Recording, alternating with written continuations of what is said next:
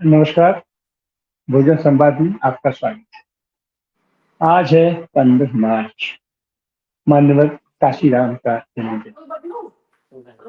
इस बीच स्वाधीन भारत में बहुजन नायकों की जब जब बात होगी, उसमें एक नंबर पर अम्बेडकर का नाम आता है। लेकिन अम्बेडकर की बात अगर आप करिए या अम्बेडकर के समानांतर के या कुछ मानों में अम्बेडकर के से भी आगे बढ़ करके जो नाम आता है बहुजन नायकों की श्रेणी में, वो है मान्यवर काशीराम। मानवर काशीराम अभूतपूर्व मेधा के आदमी थे। पंजाब में उन्होंने पैदा हुआ। पंजाब के सिख हुआ करते थे, उसकी जो दलित कम्युनिटी उसमें पैदा हुए। और डीआरडीओ की नौकरी थी। उस नौकरी में रहते हुए उनको लगा कि नहीं, समाज को हमारी ज्यादा आवश्यकता है, हमारे बहुजनों को हमारी ज्यादा आवश्यकता है। उन्होंने कहा कि सब लोग तो अम्बेडकर की किताबें इकट्ठी करते हैं, हम उन किताबों में जिन लोगों की व्यथा कथा लिखी गई है, हम उनको इकट्ठा करें। और मानव काशीराम सामाजिक जीवन में आए। उन्होंने डीएस कोड की स्थापना की, दलित की स्थापना की और अंततः बहुजन समाजवादी पार्टी की स्थापना की और निरंतर वो संघर्ष करते रहे बहुजनों के लिए। और आज उनके मृत्यु के बाद जो उन्होंने पार्टी बना रखी थी, बनाई थी, वो उसको उन्होंने सत्ता के सर्वोच्च शिखर तक पहुंचाया, राष्ट्रीय पार्टी का दर्जा दिलाया, देश भर में उसकी प्रतिष्ठा दिलाई, उत्तर प्रदेश में 2 2 बार मुख्यमंत्री बनाए। लेकिन उन्होंने जिसको अपना उत्तराधिकार सौंपा था उस पार्टी का, वो कहीं न कहीं से कंप्रोमाइज हो गई। आज की तारीख में वो अप्रासंगिक जैसी होती गई। लेकिन मानवर काशीराम की प्रासंगिकता आज कुछ ज्यादा ही बन गई। जैसा अभी पिछले दिनों राहुल गांधी ने भी घोषणा की कि अगर काशीराम कांग्रेस में रहे होते तो हमारे यहाँ मुख्यमंत्री होते, जवाहरलाल नेहरू के साथ रहे होते तो वो होते। और इसके पीछे भी अगर देखा जाए तो अटल बिहारी वाजपेयी भी एक जमाने में चाहते थे कि वो राष्ट्रपति की उम्मीदवार थे, राष्ट्रपति की कैंडिडेट।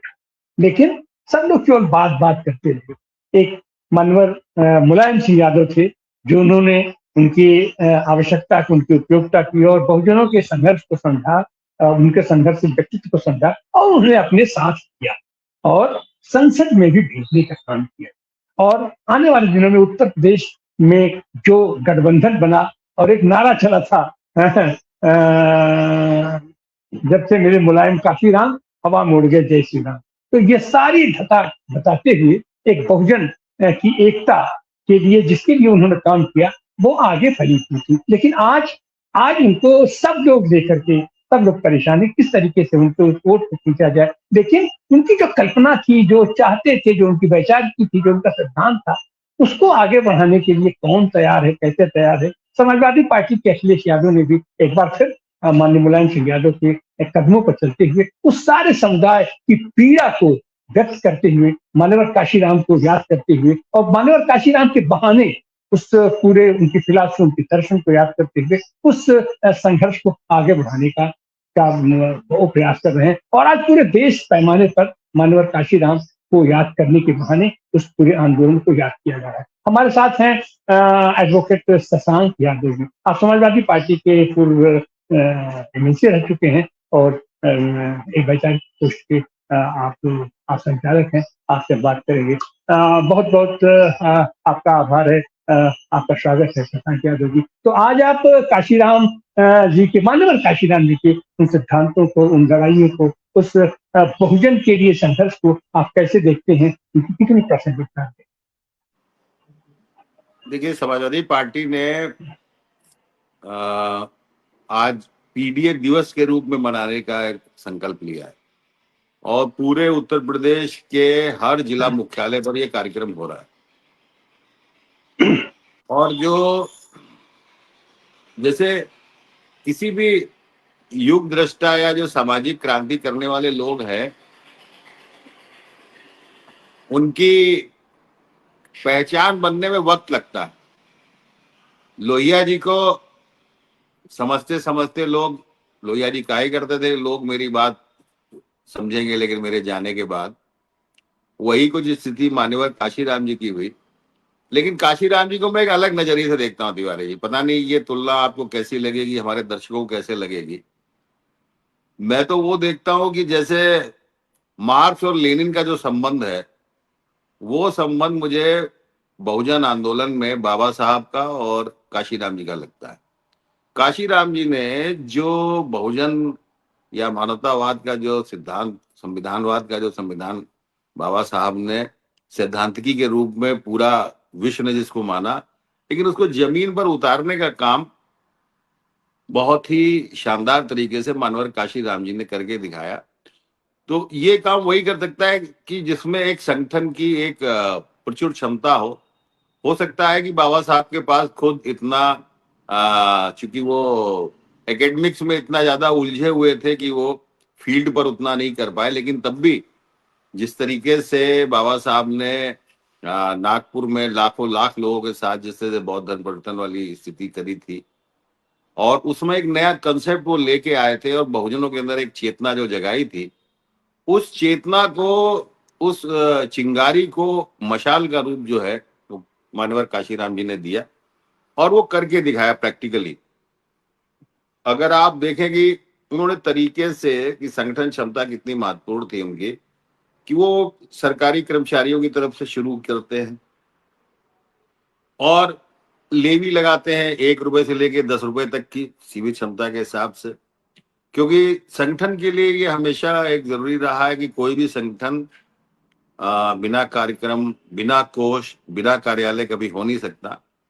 और मैं समाजवादी पार्टी में कुछ लोगों ने वो काशीराम जी के साथ काम कर रहे, मैं तो, मेरा तो दुर्भाग्य है कि मैंने उनके साथ कभी काम नहीं किया। बस एक बार की मुझे याद है कि जो बलराम यादव जी हैं, वो इटावा के चुनाव में जब काशीराम जी लड़ रहे थे तो वो वहां पर चुनाव प्रभारी वगैरह थे, तो वो किस्सा बताते हैं कि काशीराम जी ने तो प्रचार के लिए साइकिल का भी परहेज नहीं किया।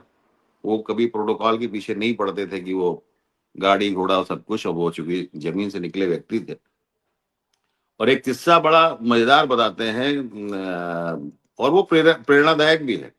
मल्लान जी बता रहा है कि चुनाव में सवेरे जो था कि किसी गांव में उनको भोजन के लिए निमंत्रित किया गया, तो उन्होंने कहा ठीक है मैं खाना खाने आऊंगा, लेकिन मेरी बस एक शर्त है कि हर घर से एक रोटी आनी चाहिए, तब हम लोग बैठ के खाना खाएंगे। तो पूरे गांव ने संकल्प लिया कि साहब एक नहीं साहब 2-2 रोटी, हमने एक रोटी नहीं दी जाती, 2-2 रोटी, बोले हर घर से चाहिए।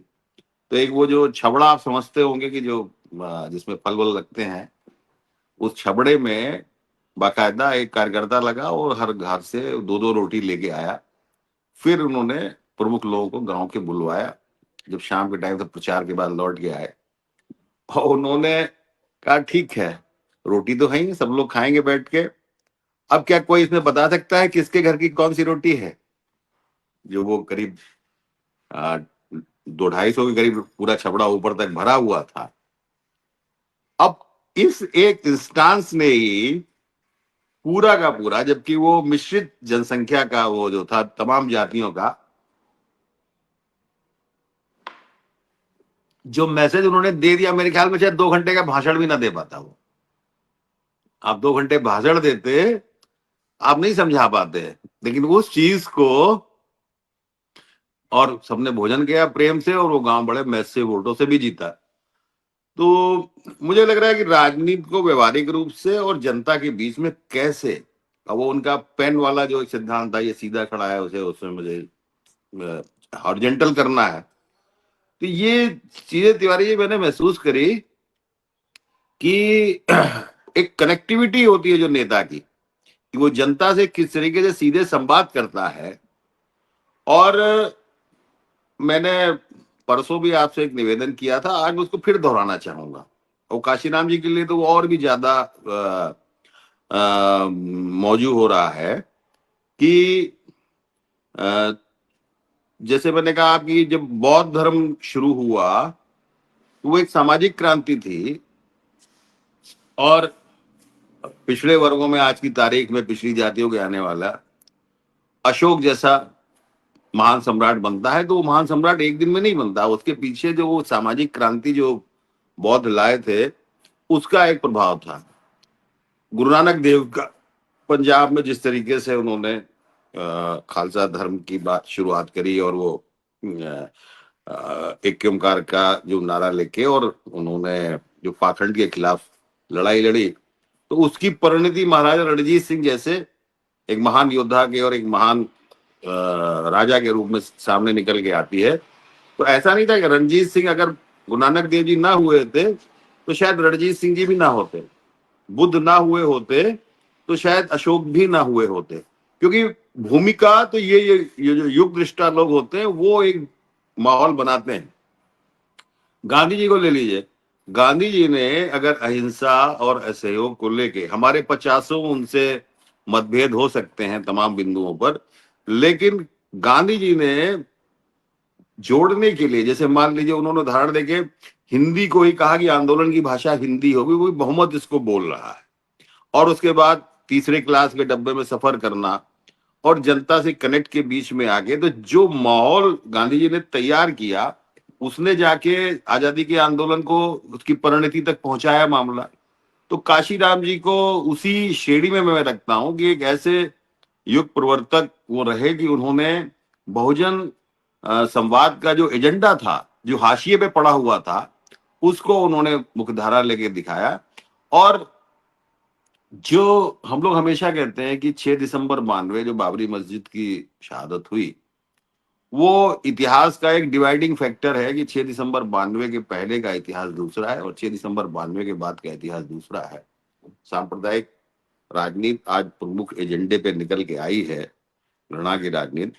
लेकिन जरा सोचिए कि 6 दिसंबर 92 को मस्जिद ढाई जाती है और मार्च 93 में अभी आपने जो उदाहरण दिया कि काशीराम जी और नेताजी दोनों लोग मिले, और कोई सपने में भी नहीं सोचता था, और उस वक्त का जो माहौल था, एक ठंडी फुहार की तरह से वो सरकार आई थी और उसने बाकायदा धर्मनिरपेक्षता को दोबारा से स्थापित किया था।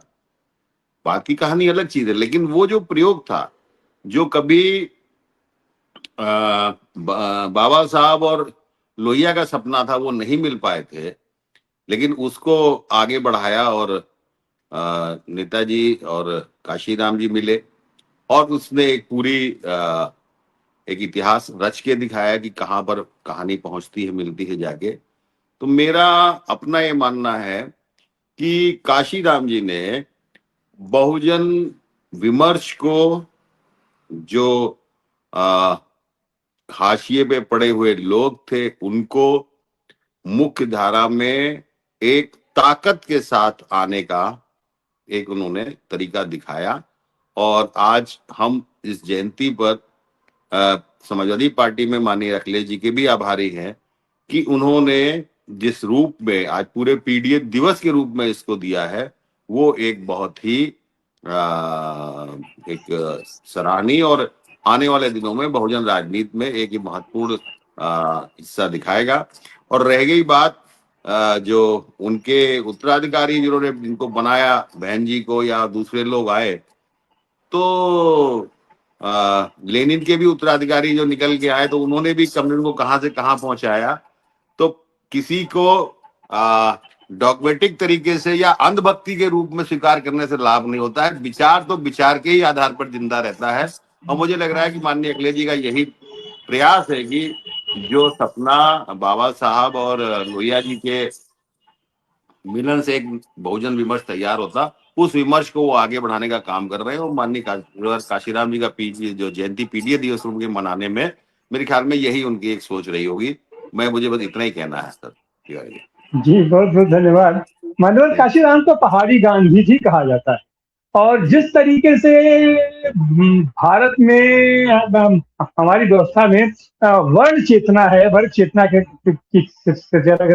वर्ण चेतना है, और उस वर्ण चेतना के अस्तित्व को स्वीकार करते हुए उसके अंदर जो बहुजन समाज हमारा है, उसके राजनीतिक एकीकरण के लिए और उसके उत्थान के लिए जिस धारा, जिस रणनीति के साथ काशीराम जी आगे बढ़ रहे थे, आगे बढ़ना शुरू किए, और एक हद तक उन्होंने उसको आगे पहुंचाया भी। आज की तारीख में भी सही मायने में वही एक दिशा है, वही एक रास्ता है जो वाकई देश को उत्थान के शिखर तक पहुंचा सकता है। जब तक सबको साथ लेकर के चलने की बात नहीं होगी, उसमें महिलाएं हैं, दलित है, पिछड़ा है, आदिवासी है, या जो भी कहिए, भारतीय जनमन में घुसा हुआ आदमी जो है, जब तक उसके आंदोलन को, उसके मूवमेंट को हम आगे लेकर के नहीं चलेंगे, तब तक हम देश का विकास नहीं कर सकते। और इसके लिए सबको जोड़ने के लिए जिस साइकिल यात्रा की 3 लाख लोग निकल पड़े थे उनके एक आह्वान पर, और वहीं से कहीं न कहीं से वो टर्निंग पॉइंट आया, और देश में बहुजन राजनीति दक्षिण से लेके उत्तर तक, पूरब से लेके पश्चिम तक सबको एक सूत्र में बांधने का काम करते रहे। वो निश्चित रूप से अगर उस समय सब लोग अगर इकट्ठा होकर के काम किए होते, तो आज यह जो दुर्दशा हो रही है भारत की, शायद ये न होती, या उन बहुजन नायकों के रास्ते पर चलने का संकल्प लेते हुए जो लोगों ने उसके साथ छलावा किया और अपना जाकर के बैठ गए, पूंजीपतियों की गोद में जाकर के बैठ गए, अपना बैठ गए, ये दक्षिण पंथियों की गोद में जाके बैठ गए। शायद इसीलिए आज देश की यह दुर्दशा हो रही है कि हमारा जो निश्चित नियोजित, जो हमारी विदेशी नीति थी, गृह नीति थी, व्यापार नीति थी, आर्थिक नीति थी, कृषि नीति थी, उस सबसे हम पलायन करके आज हम जा करके फिर एक नव साम्राज्यवादी देश की गोद में बैठ गए हैं और अपने देश को दुर्गत के पराकाष्ठा तक पहुंचाने के लिए उद्यत हो गए हैं। लेकिन उसके बावजूद भी हमारे तथाकथित बहुजनों का जो नेतृत्व करने वाले लोग हैं, शायद उनको अब तक नहीं समझ में आ रहा है। लेकिन जिन लोगों के समझ में आ रहा है, हम माननीय अखिलेश जी के आभारी हैं, हम माननीय राहुल गांधी के आभारी हैं, और इनके रास्ते पर चलते हुए बहुजनों के एकीकरण के लिए और उनके उत्थान के लिए सतत काम करने वाले देश के उन तमाम नायकों को हम सलाम करते हैं, जो वाकई देश को एक विकास की गति पर आगे ले जाने के लिए सतत संघर्षशील हैं। और आने वाले दिनों में निश्चित रूप से हम ये उम्मीद करते हैं कि बहुजनों के हित को लेकर के, बहुजनों के उत्थान को लेकर के, बहुजनों के एकीकरण के लिए हमारे आज के दिन काशीराम जी की आवश्यकता, उनकी उपयोगिता और उनका ये नियोजन कुछ ज्यादा ही बढ़ जाता है। तो आज के दिन हम माननीय काशीराम जी को सलाम पेश करते हैं, प्रणाम करते हैं, अभिनंदन करते हैं, और हम उम्मीद करते हैं कि देश जो उन्होंने रास्ता दिखाया, उनका रास्ता कोई अलग का रास्ता नहीं था, उनका रास्ता हमारे संविधान का रास्ता था, उनका रास्ता हमारे अम्बेडकर का रास्ता था, उनका रास्ता गांधी और अम्बेडकर के मिले हुए स्वरूप का रास्ता था, उनका रास्ता वैज्ञानिक समाजवाद की तरफ ले जाने का रास्ता था, समाजवादी समता मूलक समाज स्थापना का रास्ता था। उस रास्ते पर हम आगे चल करके निश्चित रूप से हम आगे बढ़ सकेंगे। आपका बहुत बहुत आभार, बहुत बहुत धन्यवाद। धन्यवाद।